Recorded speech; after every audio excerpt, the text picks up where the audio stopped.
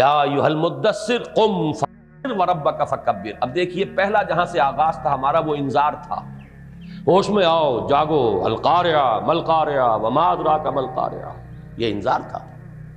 اور دوسرا وربک فکبر، اب یہ تکبیر رب ہے، رب کی بڑائی بالفعل قائم کی جائے، پہلے اس کا چرچا کیا جائے، اعلان کیا جائے، غلغلہ بلند کیا جائے، اور پھر کشمکش کرتے ہوئے جو بھی خدائی کے دعوے دار بن کر بیٹھے ہوئے ہیں ان سے پنجہ آزمائی کر کے اور اللہ کے کلمے کی سربلندی، اللہ کے دین کا غلبہ، اس کو اسٹیبلش کریں، یہ تکبیر رب ہے۔ تو سورہ مدثر کا بھی ہمارا جو ہمارا مسلسل درس قرآن ہے، ابھی سورہ مزمل ہم نے ختم کی ہے، اگلا درس جو ہے سورہ مدثر کی ان 3 آیات ہی کا ہوگا انشاءاللہ۔ اقبال کے 2 اشعار اس میں بہت خوب ہیں۔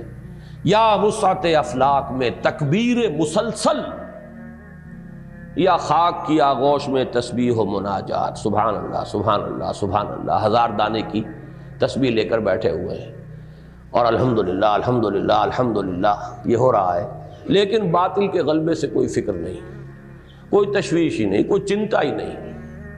وہ یا خاک کی آغوش میں تسبیح و مناجات، اور وہ ہے اللہ اکبر، اس کا نعرہ۔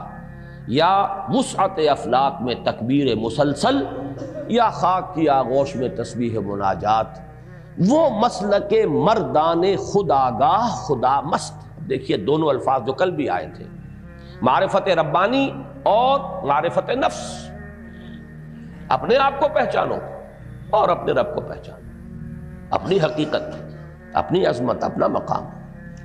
تو وہ مسلک مردان خودآگاہ خدا مست، اور یہ مذہب ملا و جمادات و نباتات، یہ تسبیح و تحمید اور اس کی لمبی لمبی تسبیحیں، اور اس کے ساتھ یہ تو تسبیح کر رہا ہے کائنات کا ذرہ ذرہ، گھاس کا تنکا بھی پڑا ہوا تسبیح کر رہا ہے، ہر شے یسبح للہ ما فی السماوات و ما فی الارض۔ انسان سے تو کچھ اور درکار تھا، فرشتوں نے بھی یہی کہا تھا نحن نسبح بحمدک ونقدس لک، پروردگار ہمارے سمجھ میں نہیں آ رہا کمی کون سی ہے، تسبیح و تحمید و تقدیس میں لگے ہوئے ہیں ہم، کس لیے یہ خلافت اور کس لیے آدم کی تخلیق؟ تو معلوم ہوا انسان سے کچھ اور درکار ہے، کچھ اور مطلوب ہے۔ وہ جو اقبال کے شعر ہیں شاید پوری طرح اس وقت مجھے مستحضر نہ ہو کہ مقام بندگی دیگر مقام عاشقی دیگر،